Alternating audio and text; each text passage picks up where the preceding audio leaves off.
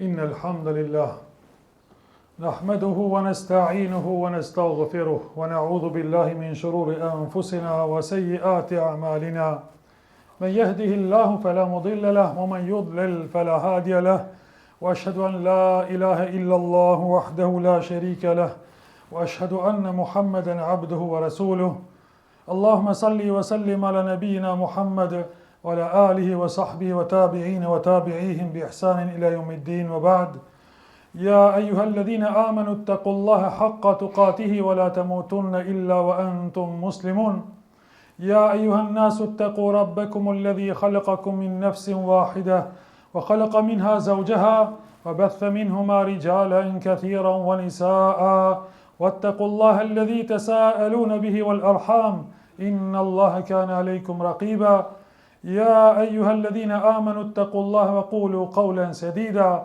يصلح لكم أعمالكم ويغفر لكم ذنوبكم ومن يطع الله ورسوله فقد فاز فوزا عظيما أما بعد فإن أصدق الحديث كتاب الله وخير الهدي هدي محمد صلى الله عليه وسلم وشر الأمور محدثاتها وكل محدثة بدعة وكل بدعة ضلالة. Falënderimi takon vetëm Allahut subhanahu wa taala. Prej tij ndihmë kërkojmë dhe vetëm prej Allahut falje për gabimet tona kërkojmë. Lutim Allahun që të na ruaj nga veprat tona të këqija. Kë e udhëzon Allahu azza wa jall, askush nuk ka mundësi të devijojë, dhe kë e lën Allahu në devijim, askush nuk ka mundësi të udhëzojë. Besojmë dhe deklarojmë dhe dëshmojmë se nuk ka tjetër Zot i cili meriton adhurimin posa Allahut azza wa jall, dhe se pejgamberi ynë Muhammedi sallallahu alaihi wasallam është i dërguari i Allahut dhe robi i tij. Thot Allahu në Kur'an: O ju besimtar, keni frikë Allahun azza wa jall me një frikë të sinqert, dhe mos vdisni ndryshe vetëm se duke qenë musliman. O ju njerëz, keni frikë Allahun subhanahu wa taala, i cili ju krijoi juve për një shpirti, dhe nga ai krijoi grua, dhe nga ata krijoi shumë burra dhe gra. Keni frikë Allahun azza wa jall, që në emër të Allahut përbetoheni dhe mbani lidhjet farefisnike. Keni frikë Allahun subhanahu wa taala, se më të vërtet Allahu është ai i cili ju vëzhgon juve.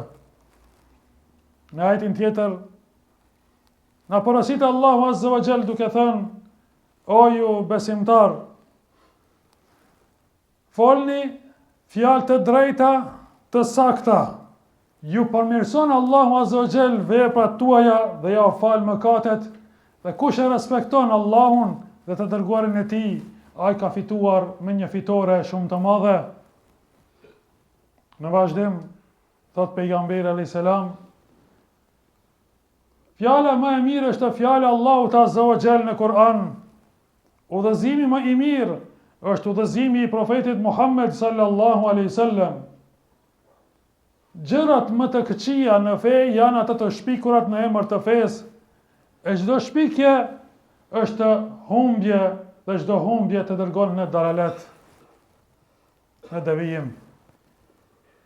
Vëllezër të nderuar besimtar, në Mekë ka ardhur një njeri i cili ka qenë shërues në kohën, pra ai ishte në kohën kur sapo ka filluar Islami të përhapet në Mekë. Ka ardhur si shërues sepse në Mekë shpesh ka ndodhur që njerëzit të sëmurën për shkak një farë epidemie, edhe ka pas raste që janë sëmur edhe psikikisht. Ky ishte mushrik. Kishte dëgjuar për pejgamberin ton Muhammedin sallallahu alaihi wasallam nga Mekkasit, nga mushrikët, se edhe pejgamberi Muhammed ishte çmend sikur se të tjerët që janë çmend. Dhe ky nga mirësia e tij dhe nga humanizmi i tij, ka ardhur pejgamberi sallallahu alaihi wasallam edhe i ka thënë: unë shumë njerëz kam shëruar. Dhe nëse don, i bëj ca adete që i kam unë dhe të shëroj edhe ty. Pejgamberi sallallahu alaihi wasallam ju ka përgjigj atij me këto fjalë që i përmendëm e që i përmendim në çdo hutbe. Ai njeri ka thënë pejgamberi sallallahu alaihi wasallam, a bën mi përsëris këto fjalë? Përsëritmi këto fjalë, se me sa magjistar e poet e shkrimtar kam net, nga askush nuk kam dëgjuar fjalë të tilla, të lutemi përsërit. Ja ka përsërit pejgamberi sallallahu alaihi wasallam. Përsërit ka kërku nga pejgamberi sallallahu alaihi wasallam, ja ka përsërit për 3 herë pejgamberi sallallahu alaihi wasallam dhe i ka thënë pejgamberit alaihi salam, ta jap besën që unë jam besimtar musliman dhe pasuesi yt. Se nuk ka mundësi në njeri i çmendur t'i thot këto fjalë. Pejgamberi sa mi ka thënë, apo ma jep besën edhe për popullin tënd, për fisin tënd, ka thënë po ta jap besën që edhe fisi im do ta pranoj islamin, dhe kështu ky njeri e ka pranuar islamin. Kjo hutbe o vëllezër të dashur që fillon kështu. Dhe keni dëgjuar që çdo hoxh thuaj se në fillim të hutbës fillon kështu.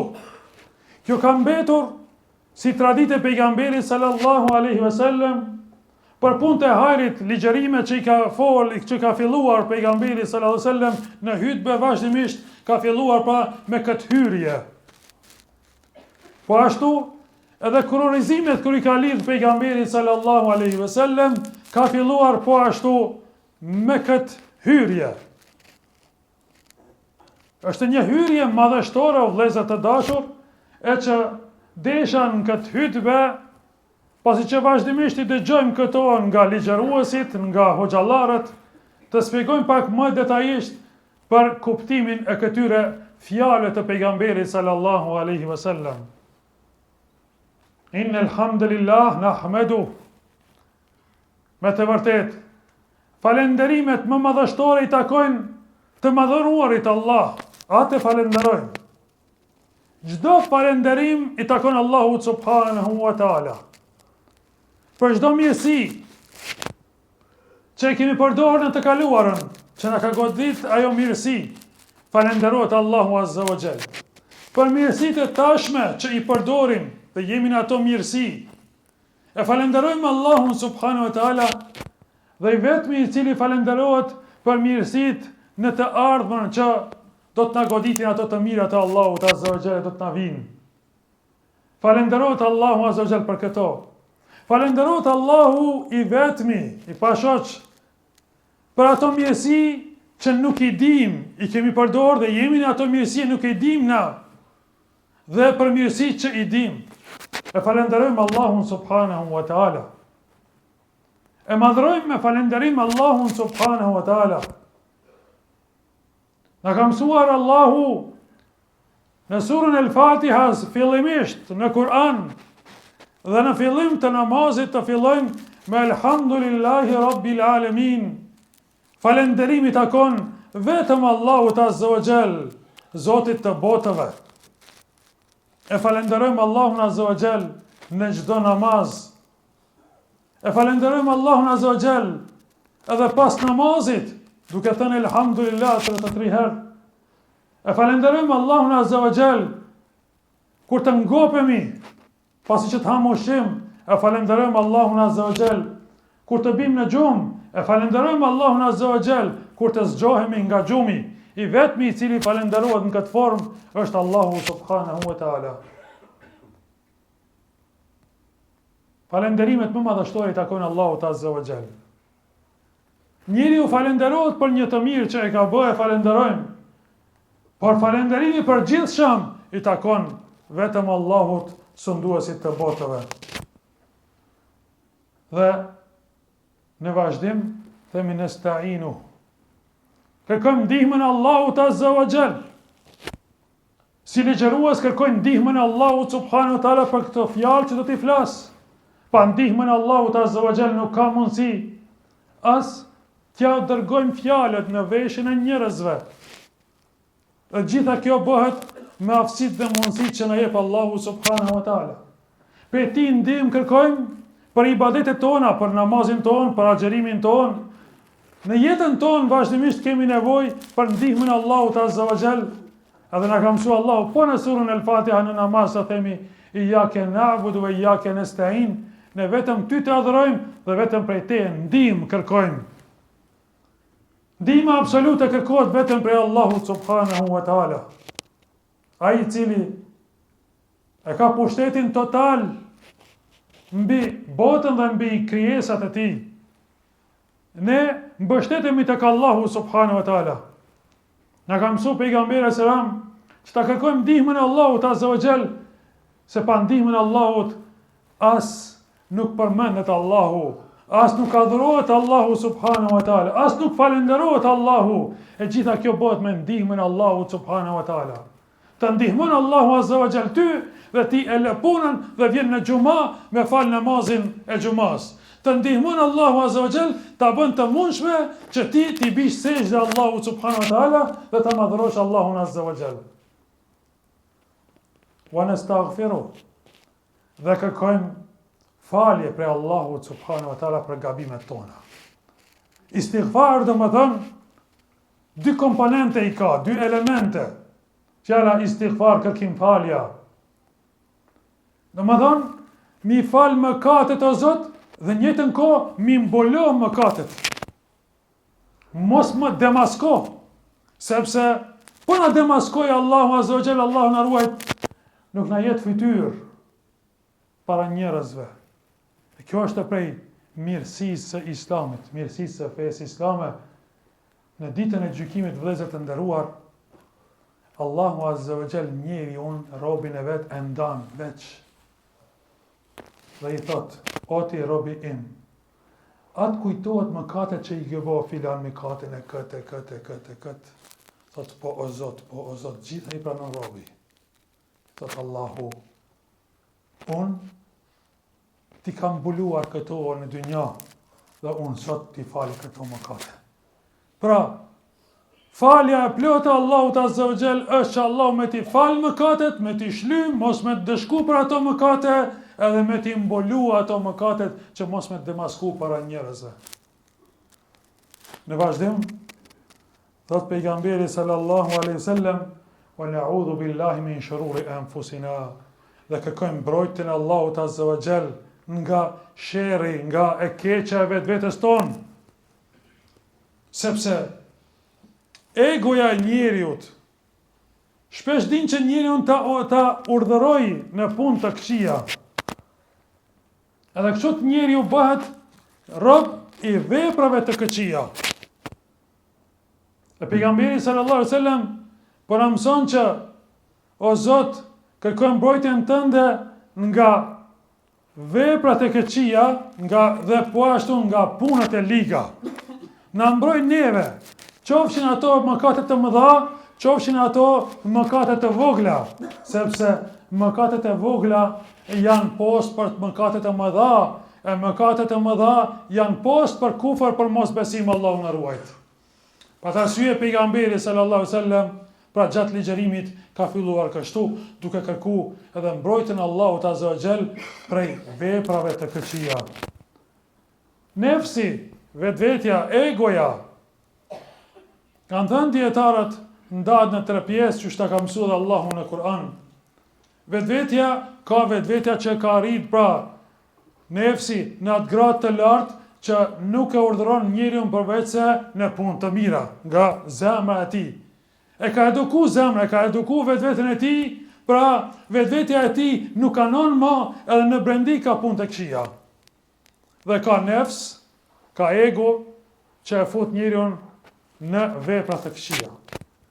Dhe nefsi i tretë është nefsi qortues, ego e qortuese, që sa herë njeriu të veprojë vepra të këqija, është ai ballafaqimi mes të mirës edhe mes të keqes në zemër. Pse e bën kët?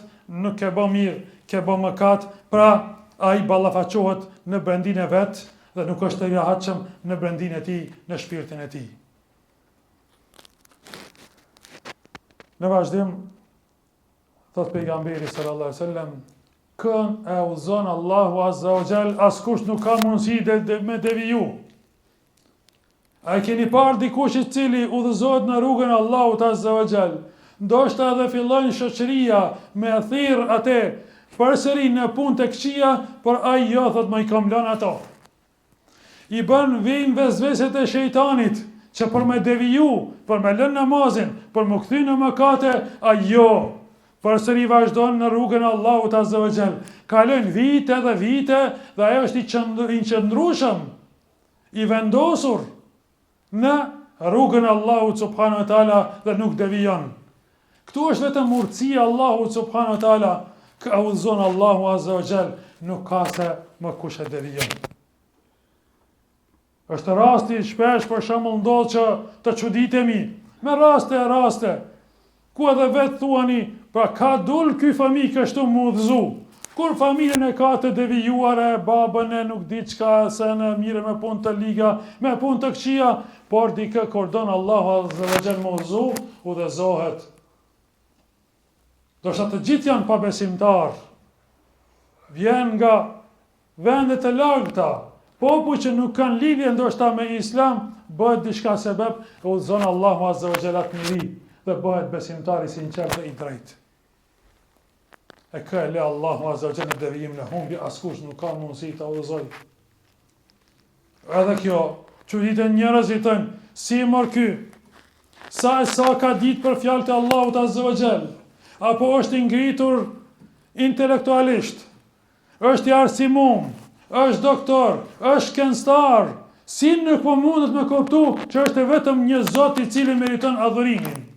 Dhe se ne jemi robë të Allahut azza wa jall, por bëhet kryeneq, bëhet mendje madh dhe e kundërshton Allahun, e kundërshton ligjet e Allahut, e kundërshton rregullat fetare, sepse ai njeri I cili don me deviju, Allahu azza wa jall e lën në devijim dhe ma nuk ka se kush e udhëzon.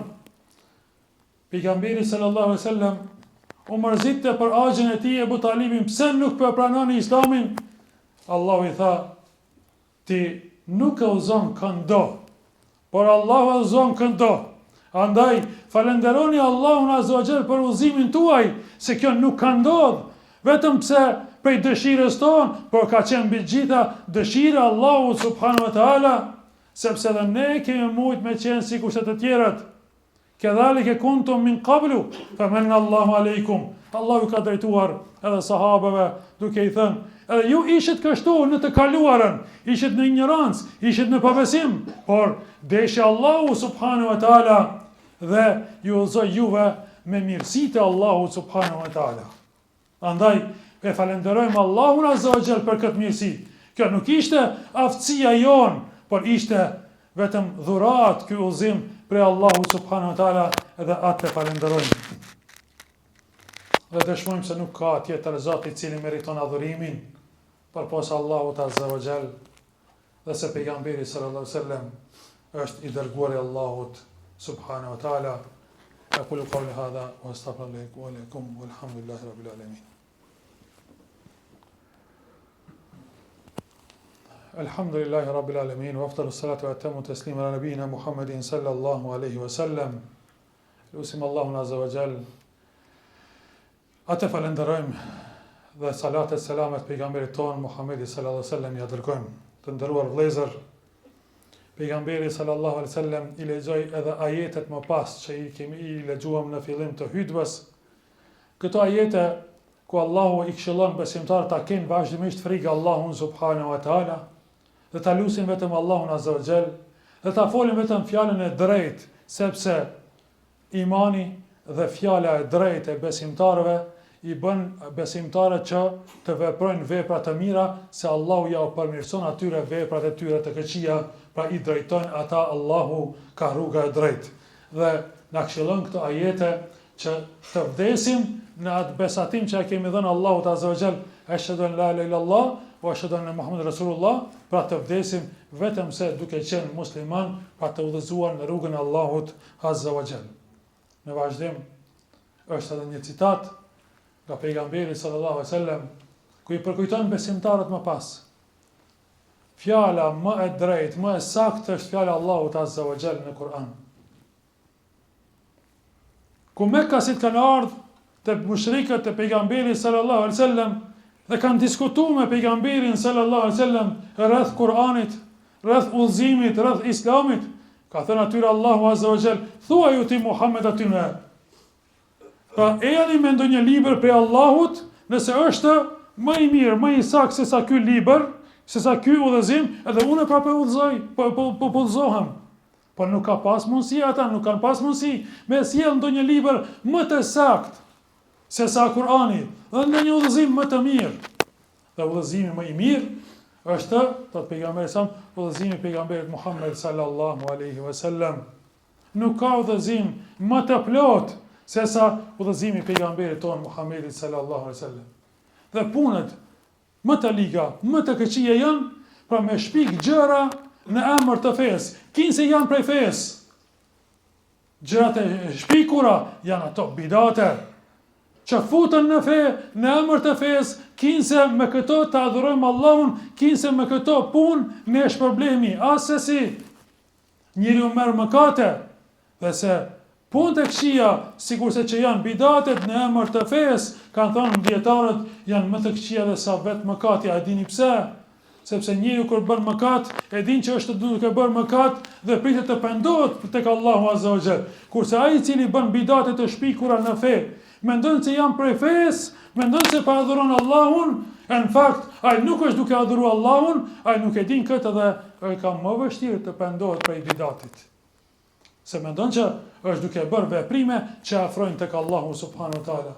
Sa e sa sekte, sa e sa tarikate e adhurojnë Allahun, duke menduar ata se adhurojnë Allahun, në fakt janë jashtë rrugës së pejgamberit, jashtë udhëzimit të pejgamberit sallallahu alaihi wasallam. Për atë arsye, feja islame është fe që praktikohet, që madhrohet, që adhurohet Allahu sipas urdhrit të Allahut dhe sipas sunetit të pejgamberit ton Muhammedit sallallahu alaihi wasallam, sepse çdo shpikje është risi dhe bidat.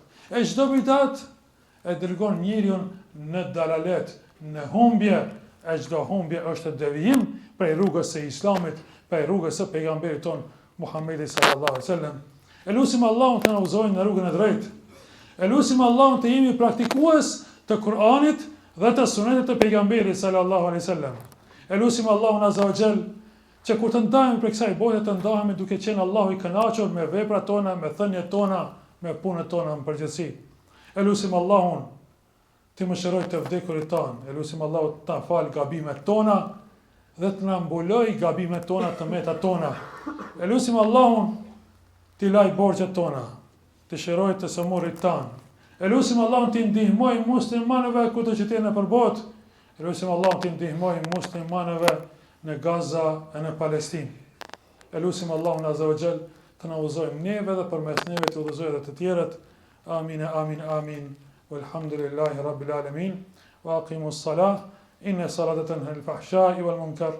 Wa la dhikrullahi akbar. Wallahu ya'lamu ma tasna'un.